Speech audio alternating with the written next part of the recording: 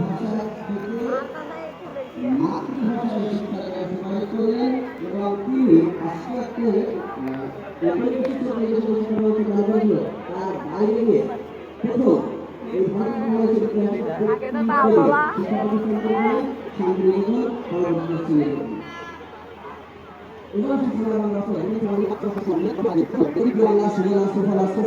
বাংলা হয় তাহলে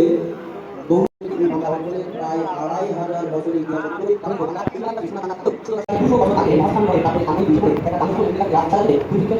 সাধারণ মানুষকে রক্ষা করার জন্য খাদ্যদ্রব্য বিতরণের একটা আদেশ সূচিত আছে সেখানে। নবম শতকের রচিত আর্য মনীষী কল্প বইতেও লেখা আছে এবং মানুষ তাই চায় তার সমকালে যে জিনিসটা সবচাইতে উৎকৃষ্ট বা উত্তম বলে বিবেচিত। প্রশ্ন হল যদি